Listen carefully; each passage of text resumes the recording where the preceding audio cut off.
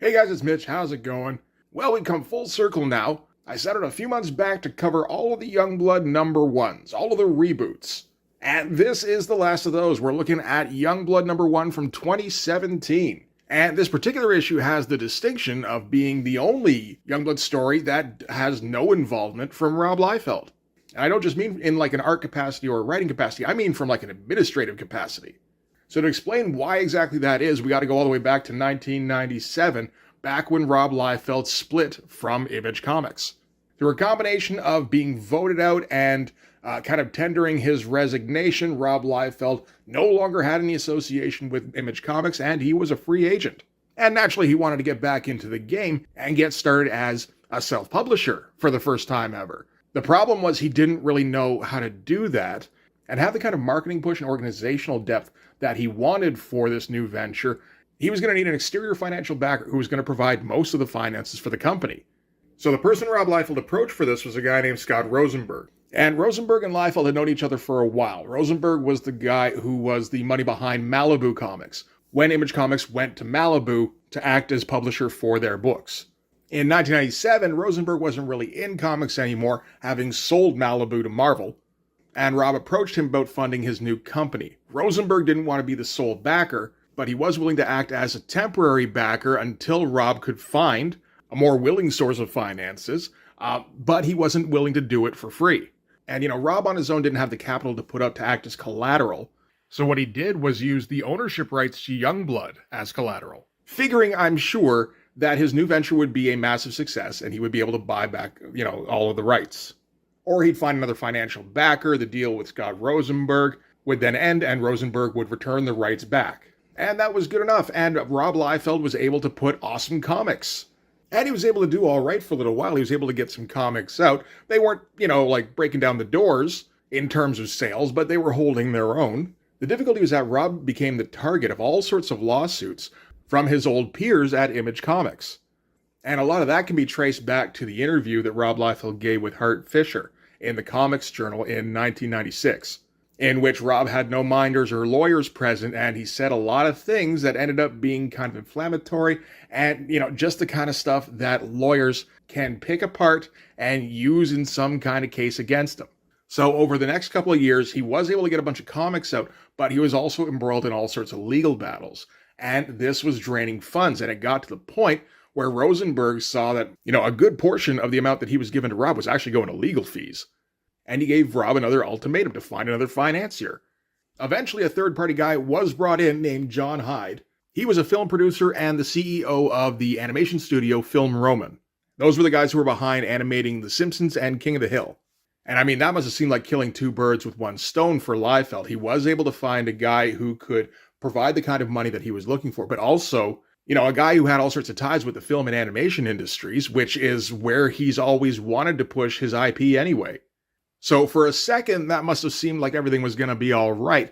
But the problem was that Hyde was like a strict corporate finance guy. So he took a look at Rob Liefeld's business model and saw that he was, sending out all sorts of expenditures, not only on the ongoing legal battles, but also hiring top talent like Alan Moore and paying fees for him that were not justified by the sales his books were getting. When Rob was with Image, that deal was fine, because everything could be argued as being for the good of Image Comics. So I'm sure there was some communal funding going on there. On his own, having a guy who you're paying $10,000 a script to write a book where, once you get your profits back and you pay out all your expenditures for the publishing and for all of the talent, you are still in the red, that's a bit of a problem. So Hyde took a look at the business model, where all the money was going, decided that this business wasn't self-sufficient, and approached it as a normal corporate executive. The problem was Scott Rosenberg was still involved. Scott Rosenberg still had ownership of the Youngblood rights. And he didn't agree with the tactics that Hyde wanted to enforce. And the resulting arguments ended with the shutdown of Awesome Comics, and Scott Rosenberg walking away with the rights to Youngblood, leaving Liefeld with nothing but publication royalties. So after that, there were a few attempts to revive Youngblood, but those were all licensing deals. Was just between Rob Liefeld and Scott Rosenberg, where he licensed Youngblood directly so that he could put out Youngblood Bloodsport, Youngblood Imperial, and Youngblood Genesis. The next couple of times would have been the 2008 deluxe version and the 2012 Extreme relaunch of Youngblood. and both of those were licensed by Image. Those were deals that were negotiated by Eric Stevenson when he became the publisher of Image Comics. So now we get to 2017, and it's the 25th anniversary of Image Comics. Eric Stevenson decided you can't have a 25th anniversary of Image without having one of the founding books on the shelf in some way. So Eric Stevenson went back to Scott Rosenberg to negotiate a new licensing agreement. The problem then was Scott Rosenberg was sick of the way Youngblood had been licensed. In 2003, he licensed out Youngblood to Arcade Comics because Rob Liefeld had a new pitch that involved getting high-profile writers on board. And that resulted in no money coming back. 2008, Youngblood Deluxe trade paperback comes out, doesn't do a whole lot in terms of sales. And in 2012, the Extreme Studios relaunch went out to a lot of accolades, but again, next to no sales. So for this one, it was going to be kind of tough to budge Scott Rosenberg, unless Eric Stevenson was able to bring something completely new to the table. He brought in Chad Bowers to write. Chad Bowers had a fair amount of experience over at Marvel, both writing his own comic in X-Men 92 that had done well, and also working with Rob Liefeld on Deadpool Batter Blood. So he was kind of seen as a Liefeld whisperer. And for this project, he had an exciting new high-concept elevator-style pitch that was able to get Scott Rosenberg on board.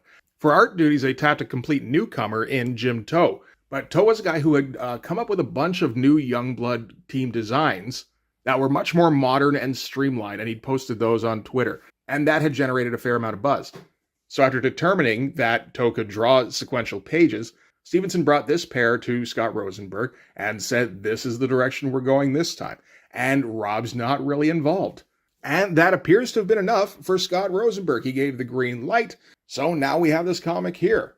So let's get into it. So the concept behind this that Chad Bowers pitched did revolve around social media, which kind of dovetailed nicely with getting a guy who had generated buzz on social media to get this job as an artist. The kind of central mechanism around this was going to be a new app called Help that was basically DoorDash for superheroes. You know, if you got yourself into a super kind of problem and you needed superhero help, and you called somebody in on Help, you know, they hopefully wrapped everything up nicely, and then you gave them 5 stars and they went on their way. It's not a bad little idea, really, as long as you can, you know, set everything up around it so that it works. Like, obviously you need more to it than that. You need an actual plot.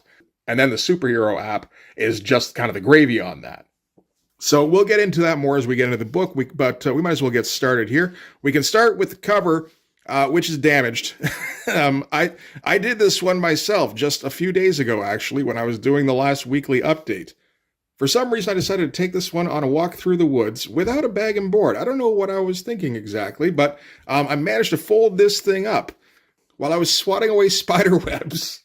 So yeah, mine isn't exactly in pristine condition anymore. Oh well, it's only a Youngblood book. So anyway, the design itself, why don't we talk about that? That's a really nice one, actually. You know, it's a little close to Rob Liefeld's go-to cover design, which is guy standing amongst floating heads. But this is that only, you know, executed as it should be.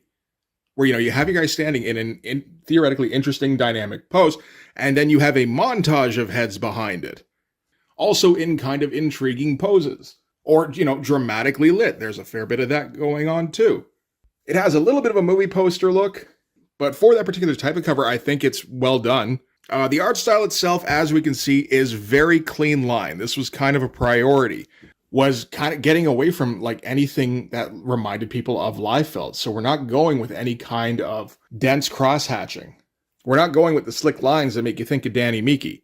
Going with a completely different kind of slick lines. Again, much more design focus. And it's much more of a modern look. Like this looks like any comic in 2017, to me anyway. Where there's a minimal amount of line work, and you're kind of leaving everything up to the colorist. That makes this fairly difficult for me to review, actually. Because without the line work, I'm just basically checking to make sure he got the shapes right. You know, we're not putting in any textures. There's minimal shading going on. Like, the colorist does a good job on it, so there's that. I believe this one is actually done by Juan Manuel Rodriguez. It is, too. So that's the guy who would color the 2025 Youngblood series. And, you know, he's pretty good at that, for sure. It does make it very difficult for me to critique the actual artwork, though, when there's so little of it on the board. I do like the looks he's come up with for everybody. I like Badrock in particular. Giving him more of a Ben Grimm kind of look, I think, is just a good idea. He already was the Thing. You might as well just take it a step further. And we see the other guys we're going to have on this team. Obviously, we're going to have Shaft in some capacity. We're going to have Suprema, I think. I don't know. Isn't there a Lady Supreme? I don't know all the Supreme woman people. We're going to get Doc Rocket. We do get Sentinel, although that's a pretty young-looking Sentinel. I don't know if it's revealed later on this is like Sentinel's son or, like some kind of second-generation Sentinel, something like that. And we get somebody who looks an awful lot like Vogue. So that's an interesting mix. Yeah, you can really see that fold on the white, can't you? Okay, so, Chad Bauer's story, Jim Toe art, Juan Manuel Rodriguez colors, and Russ Wooten letters. Yeah, I know him too. Okay. We also get credits for a secondary story in this by Rob Liefeld. So he was included in the launch in some way. He just wasn't consulted at all with the main part of the story. So anyway, that backup story is going to be written and drawn by Rob Liefeld, with inks by Shelby Robertson and, colors and letters by the same guys who did the main story here. And the title for that is going to be As It Should Be, which, maybe it's just me. That, to me, seems like a shot across the bow a little bit. Rob, I don't think, had any kind of confidence in this particular version of Youngblood. He might have been able to get behind the idea of a streamlined book, but not this kind of mainstream 2017 story. That was all about social media, and definitely not one that's going to be bashing the old Youngblood team, which is what this one's actually kind of going to do. So I don't think he's really on board with this project at all. He's going to get involved as much as he has to. He's going to put in his backup story. He's going to have a little missive in the back. And I think if he's asked about it in public, he's going to throw his support behind it because Rob Liefeld always does that. He knows in public, you got to present a united front. But this, to me, says this ain't Youngblood. The stuff I'm putting in, that's Youngblood. I might be reading too much into that, but I don't know. Maybe not. So anyway, I imagine that was a whole lot of lead up. Let's actually get into the comic. We're going to start in Detroit, Michigan. We got some kid here who's receiving a notification from Help, the superhero app, specifically requesting a hero named Man Up. It gives a name, says Susan needs help, and then gives the address. So then we cut to this guy, Horatio. He's talking with his Aunt Tina, and then he rushes out of the apartment. And, gives a little excuse for why he can't stick around. He says he's got a study group. She's like, you've had 3 study groups this week. And she's like, come on, I'm not dumb. And he's like, oh shit, she knows about his secret identity. But no, she doesn't, because she says, what's her name? So she jumps to, obviously he's going out to meet a girl. And he's just like, bye, Aunt Tina. And she goes, okay, don't be out too late. And he's off. And, he's texting his fellow superheroes. And so the look here, like I said, no shadow, no rendering. We are getting kind of creative with the page designs, at least. So I appreciate that. You do need that kind of stuff with this minimalist kind of style. So we get the no panel border negative space shot of the phone here, really highlighting the Help app, and our hero kind of stretches over into it. That's all right. Kind of stretching the panel off the end of the page here. Not sure why exactly he decided to go that way, but, why not? And storytelling seems okay, at least to start. We need this shot of him going down the hall and then going up to the roof, because once he gets to the roof, he goes running towards the edge of the roof. Some kind of cape envelops him or something. You can see it wrapping itself around his legs, and then his feet start growing larger, which is a little bit tough to represent, really, at least the way he's doing it. But then he leaps off the edge of the building, and if you're looking closely, you can see that he's grown quite a bit. He's got like giant man powers. And so, this is Man Up.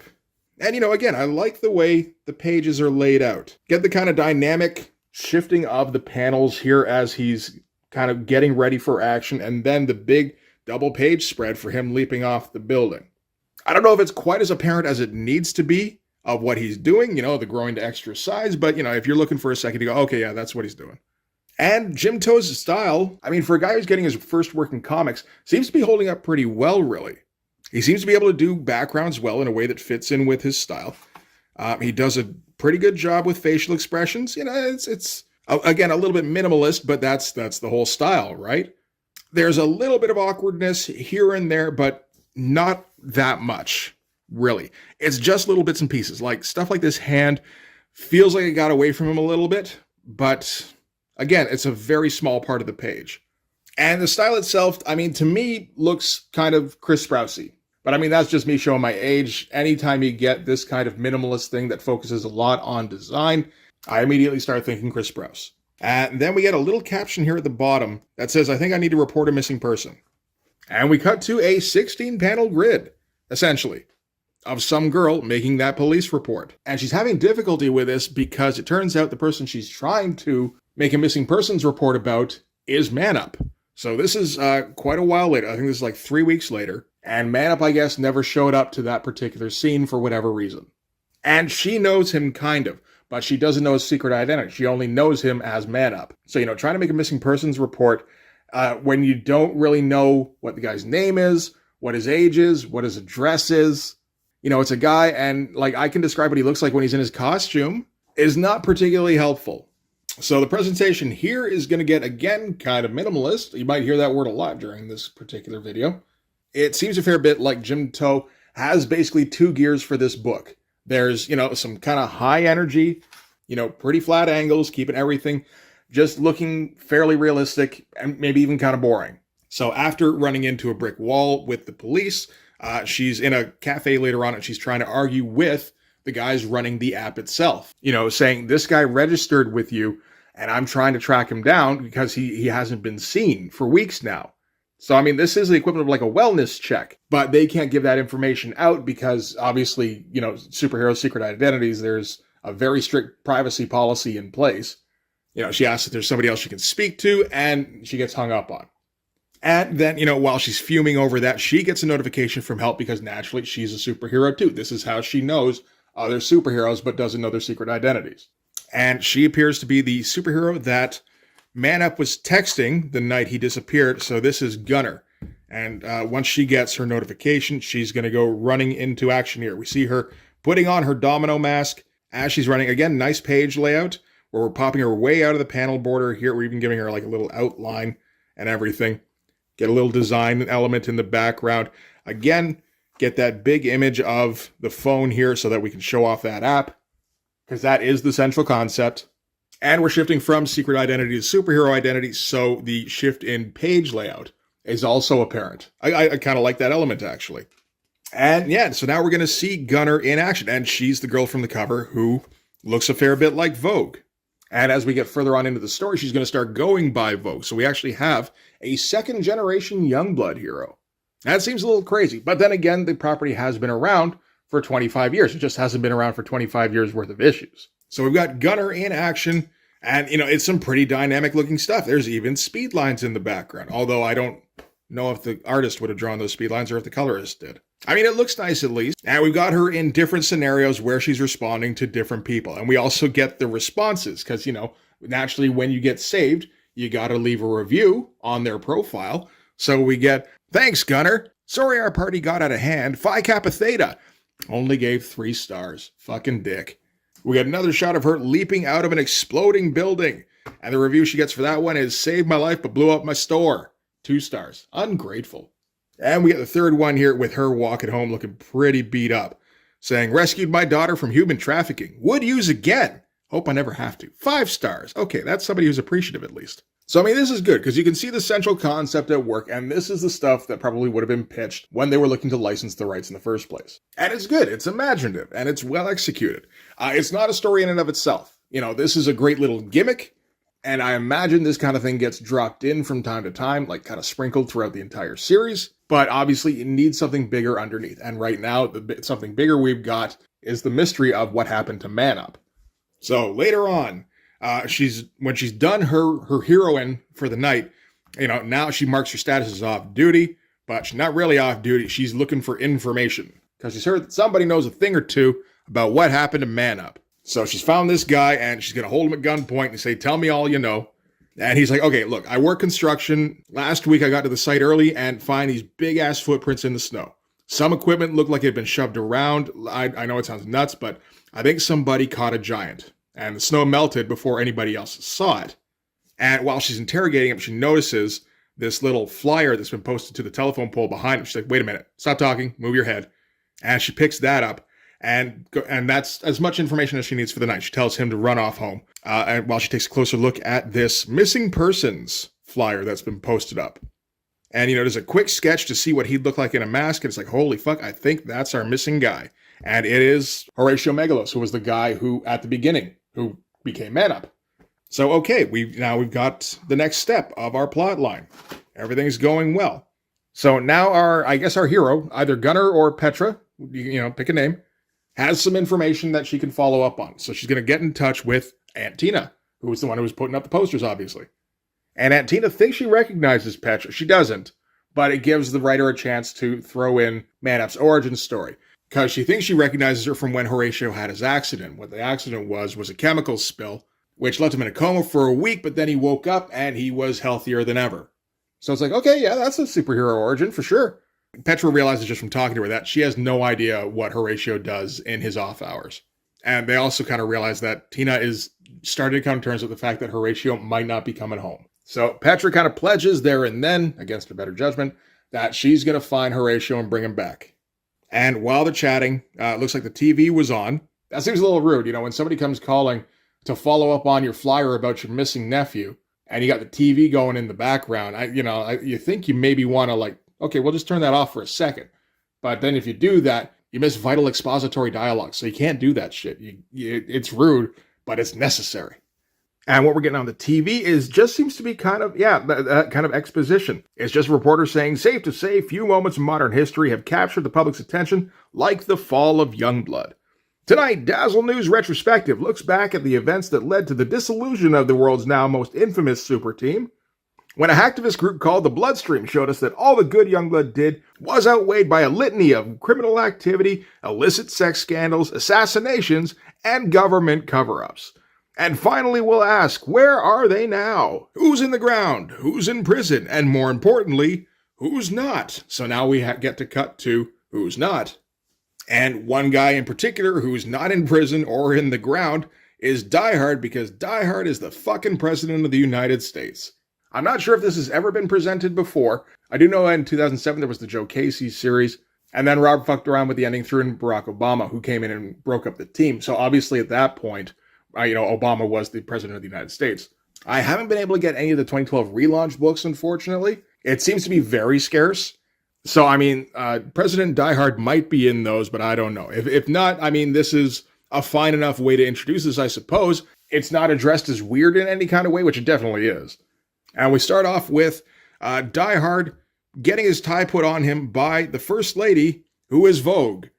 And they're going over the president's current itinerary. One of the deals is that he's trying to partner with the Help app. So that would lend the app legitimacy. And with the app having rules in place, it's not out and out vigilantism. So that works from a presidential standpoint, at least a little better than just having all sorts of people in costumes running around blowing shit up with nobody looking after them. We do get our shots of Die Hard without his helmet in place, which are interesting, very cyberneticized up. Doesn't look a whole lot like the 2007 series where he was pretty much cybernetic all the way through. But that's okay, do what you want, really. This is a brand new launch. It's cutting ties with all previous iterations, essentially. So you can just kind of make shit up and everyone will just kind of shrug and go, yeah, sure, why not? So while they're chatting, they get a call in from Kiever. He's been around for a while, and he needs to show the president something, and he figures Vogue should see it too. So we got a bunch of superheroes downtown battling some kind of tentacle creature by the looks of it. Apparently this is going down just outside Baltimore, and President Die Hard is scheduled to be there tomorrow. So they're just kind of letting him know the lay of the land before he gets there. He doesn't want to show up and have people asking about it and him not be aware. Also, a couple of other points of interest. One is that Doc Rocket appears to be part of this group. And of course, Die Hard and Doc Rocket are old teammates. And also Gunner's there, dressed up like Vogue. Vogue sees that and she's like, oh, that's kind of cool. And I gotta say, I kind of like that. And, she's watching, she gets thoroughly engrossed by the looks of it. You get the impression she's completely retired from superheroing, but somebody else is carrying on her name, and she's kind of digging it. So Kiever reports that once the assailants were subdued, the heroes obviously all disappeared, but he's been speaking with the drone team. He figures they can track him down pretty easily. Do they want to send out a containment team? And Die Hard's like, no. I might not have been president long, but I'm old enough to have seen my share of executive mistakes. Let's not ruin my first 100 days by arresting a handful of millennials playing dress-up. We can contain this in other ways. Send in Thomas McCall and tell him to activate his shaft. Oh, activate Shaft. My bad. Rob really didn't do anybody any favors by naming this character Shaft, in retrospect. So naturally we've got to cut to Shaft, who is in Hyde Penitentiary in North Carolina. Just doing some sit-ups, keeping himself in shape. Got a bunch of clippings on the wall behind him, such as President Diehard, R.I.P. Cougar. Nobody cared that much. What I think says Badrock buys Youngblood from the government. That'd be interesting. I can't really make out what these other ones say exactly. Something intergalactic union, so a wedding between aliens maybe? I don't know. That one's kind of interesting though. Badrock buying the rights to Youngblood back from the government. Kind of resonates with the actual history of Youngblood, you know? Anyway, Shaft gets his workout routine interrupted. So he's going to get walked outside because he's needed for a mission. As he's walking outside, he's like, what'd they send this time? They sent a helicopter, a limousine, and he, sneaks a peek, and he's like, oh, it's a garbage truck. So big old sandcrawler looking thing. And they open it up, and Badrock gets wheeled out, and he's all hooked up to this like array, because apparently Badrock isn't feeling too well. He appears to be kind of falling apart a little bit. Nice pages. Again, everything's set up fairly well. Like, storytelling's good, and we're going for some dynamic shots. This is a nice reveal shot for Badrock. But yeah, while they're taught, he's really just kind of locked in there, can't even move, and he's even got his head held in place while he's chatting with Shaft. He's trying to describe what he's got. He's saying doctors are calling it McCall's syndrome, so he's the first person to suffer from it. Doesn't really describe what the symptoms are, but while they're talking, he kind of hacks up a bunch of mud. Which, again, is a nice little detail. And, naturally, Shaft doesn't want anything to do with the mission. He doesn't think Badrock should have anything to do with the mission in his condition, but he doesn't get any kind of say in the matter. So he's just got to get in the sand crawler and get underway. So now we've got all of our people in place. We're going to go to Baltimore, Maryland, where those heroes are back at it, fighting more supervillains. Looks like we start off with something approximating a bank robbery. All the bags disappear. Looks like the van they were hauling the bags in disappears as well. And everybody's using goats. I guess somebody's got goat powers. Okay. And the disappearance of the money bags and the van are down to what I guess you can call Youngblood. We got Doc Rocket, we've got Suprema, and we've got Sentinel. Doc Rocket's got the money, Suprema's got the van, and Sentinel gets the hostages. So they've already pretty much wrapped up most of it. And it seems like these guys are not on help. They're just operating independently because they're old school superheroes, I guess, and this is what you do. Again, nice shot here for the reveal. Get a nice low angle, get everybody in there. Suprema's maybe not as, well highlighted as she could be. It's a little tough, to try and fit all three of them in there. And the van that Suprema's carrying. It does well enough in the long run. So Doc Rocket thinks she recognizes the lead villain because he's got all sorts of birds with him and figures this must be the crime condor. He clarifies, nope, that was my father and he was a moron. And he starts sending birds after them from up his sleeve. So I guess he manifests these birds. I think I'm on the same page as Sentinel here, because Sentinel's just like, who the fuck keeps birds in their sleeves? And so now is where the new Crime Condor 2 is going to reveal that his birds, his manifested birds, have magical powers, like mind-controlling powers. As, Doc Rocket's running to try and clear the streets of civilians, and all of a sudden her vision starts getting clouded because there's feathers everywhere. It's like, okay, well, yeah, why not? That Alan Moore would have got behind that, I think. Elsewhere, Vogue is leaping into action. She's having trouble catching up, actually, because everybody else can fly or has super speed, so she's still, running to the scene. Running along rooftops, she got her sniper rifle with her. Doc Rocket is calling out for help from Gunner, and Gunner clarifies, I'm not Gunner anymore. And we get a little pop-up here saying, Vogue, maybe, question mark? Not on help, profile not found, name unavailable. View terms and conditions. So yeah, just leaning fully into the Vogue 2 persona. Good dynamic pose here. A little oddly twisted, but in a kind of naturalistic way, really. This is the thing I notice a lot with this particular kind of streamlined style, is that people usually don't try to go all out with a dynamic pose. Because that would be fun or something. So they kind of try to go for a hybrid between naturalistic proportions and, just figure movement and something a bit more on the dynamic / stylish / design oriented side of things. So, I mean, the end result does end up looking quite good. It's, I suppose, up to the reader whether or not it's the right kind of dynamism for them. So anyway, Vogue is going to take a shot at the birds. And then Suprema flies in the way and catches the bullets. Because she's not down with shooting birds. Even mystical mind control birds. Vogue cusses her out for, stopping her from doing shit. And apparently Suprema probably should have just let Vogue do her thing, because then the birds all converge on her. And, she kind of has to try to escape them. She crashes into the ground. And by the time she gets to the ground, her and Sentinel and Doc Rocket are all controlled by the birds. And, they just kind of stand and wait for Crime Condor's command. Hey, that got alliterative. And now we're going to get kind of an image of how he's controlling them. He's like manifesting their worst fears. And it's stuff like this, like a goat demon head thing. I remember seeing this page actually on Comic Art Tracker, like the black and white version. It looked very nice, and I don't think it was expensive at all, like just a couple $100. Yeah, it looks like it's long gone now. But no, I remember lamenting it at the time. Like, shit, like this Youngblood page, which looks kind of awesome, is going for, I don't remember what it was, like $200-300 or something. Meanwhile, you got to pay thousands if you want to get Rob Liefeld's lazy scribbles.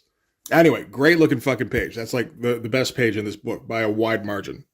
Great looking design, whole lot of work put into this. So, Crime Condor has new Youngblood under his control. He's got them in his thrall. He's got most of them. He doesn't have the new Vogue, who's got him lined up in her sights, and she's going to take the shot when all of a sudden he gets hit by all sorts of arrows in his shoulder. Gets knocked off his goat, not the goat, and he's kind of reeling from his injury. And from, off panel, we get, think that hurts? You're lucky I'm out of practice. And we get our reveal of Shaft. Hopefully it was consensual when Chad Bowers revealed his Shaft. You see, it's just endless. You just should have picked a better name. I don't know. And we get our first view of the new redesigned Shaft. I mean, the costume's fairly similar to the old one, really. Just more streamlined. And Shaft himself is a much leaner character. He's not going to have that Liefeld bulkiness to him anymore. Which I feel like is something Rob Liefeld was referencing back to in the 2025 version of Youngblood #1. Because we noted in that, Liefeld was drawing Shaft a lot leaner, and I think he was taking cues from this, maybe. Even if he didn't like this project at all. He's not going to let it slip here, though, because we got to have, naturally, it's a Youngblood #1, we got to have a missive from Rob, even if this isn't Rob's book. And this is Rob waxing nostalgic, talking about the history of Youngblood, about how it's something that he came up with back when he was 16, and it was essentially his portfolio. He came up with a team, put together a bunch of pages featuring the team, and then that became his portfolio that he took around to cons. And it was apparently what got him his first work. That was back when he was more of a George Perez clone. I could see that portfolio getting you work with Marvel in 1987. And anyway, yeah, he's super hyped up. It's going to be a great project that he's not going to have a whole lot to do with. Oh, here's the bit that he does have something to do with. What was this called again? As It Should Be. Right. This is how Youngblood should be. Where 72 hours earlier at Hyde Penitentiary, Shaft lies sleeping. And we get some photocopied panels, so Rob doesn't have to draw very much. And then all of a sudden, Badrock and Kirby and Scrappy Doo version of Badrock all teleport in. And they're coming from the future. And Kirby says these are temporal forms, so we won't be solid for a bit still. So Shaft can't see or hear them. And apparently they're looking for a book. And Badrock's like, is the book here? Kirby says, nope, but I wanted to check on young Shafty and make sure he's in good shape. This is the start of an important direction for him. This is where things begin to course correct. Scrappy Doo Badrock says he looks so different here, so human. And other Badrock says he won't need the enhancements for some time yet. So future Shaft is all cyberneticized up. And Kirby responds with, stop your yammering and focus. The book is the mission. The mission is the book. All is as it should be for now. Which doesn't make sense in that paragraph, but it's enough to justify using it as the title. So you can sneak a shot across the bow.